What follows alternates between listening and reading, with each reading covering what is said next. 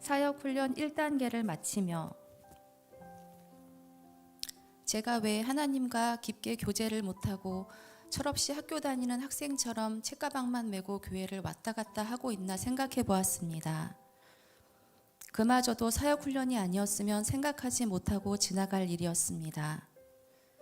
저는 훈련 받는 것보다 세상적 모임을 더 즐거워하고 말씀 묵상보다 쇼핑과 골프를 더 좋아했기에 소극적이고 미지근한 신앙생활을 하고 있었습니다.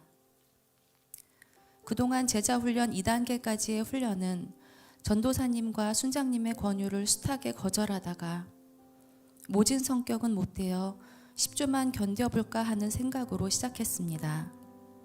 그때마다 생각보다 많은 과제에 넘어지고 내 죄들을 꺼내어 다른 이들 앞에 내어놓는 일이 힘들어 2번 넘어졌던 기억이 있습니다.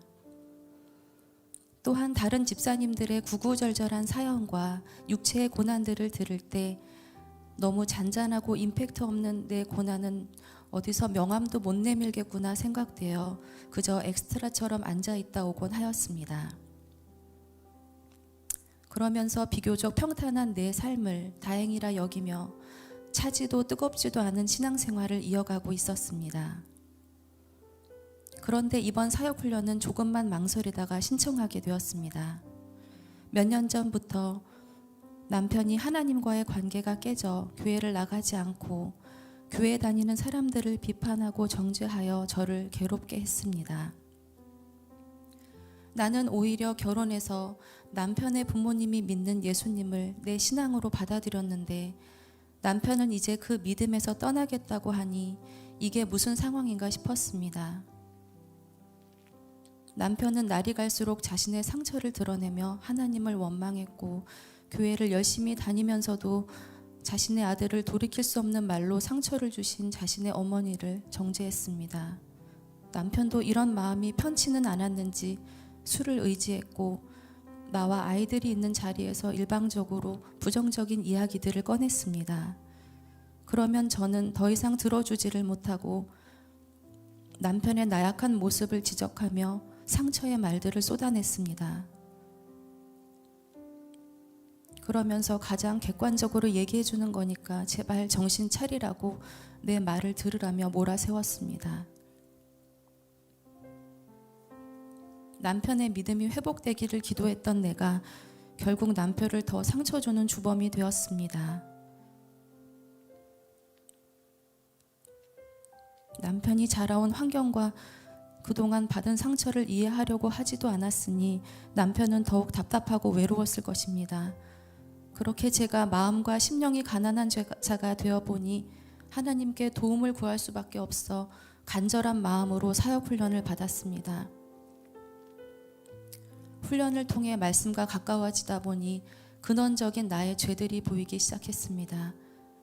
신앙생활을 오랫동안 했음에도 막상 내 자신의 신앙 점검은 하지 못한 채 등 떠밀리듯 수동적인 신앙으로 살아온 것이 깨달아졌고 그리고 제일 심각한 문제인 내 안에 사랑이 없음을 깨달았습니다.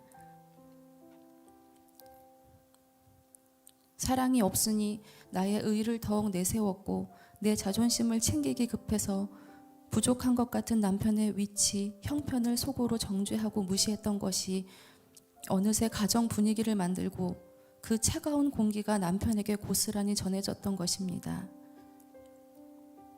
남편이 들어갈 수밖에 없는 차가운 동굴 속에서 더욱 외로웠겠구나 깨달아지니 마음이 아프고 많이 미안했습니다.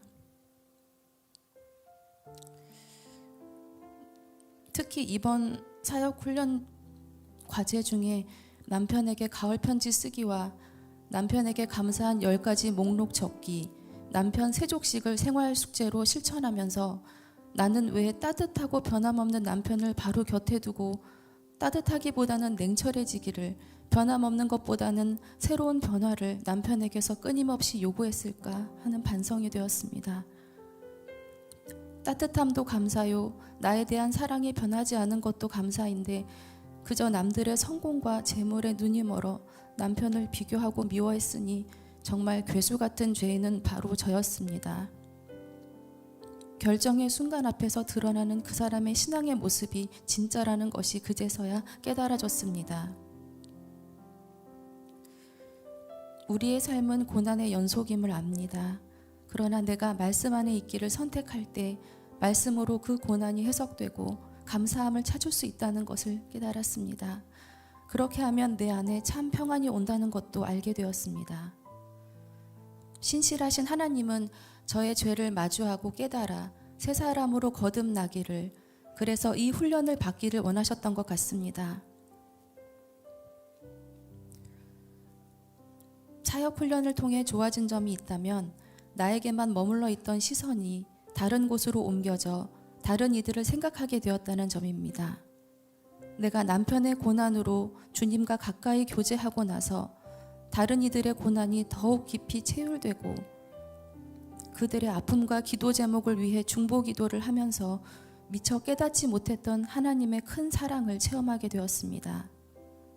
나밖에 모르고 나의 체면만 내세우며 살아온 나에게 남을 위하여 간절히 기도하게 하시고 또 지금껏 나를 위해 중보 기도해 주신 많은 분들을 떠올리게 하셨습니다. 나를 너무나 사랑하셔서 감당할 수 있는 고난을 주시고 또 말씀을 보게 하시고 조금씩 변화시키시는 하나님께 찬양과 깊은 감사를 올려드립니다. 감사합니다.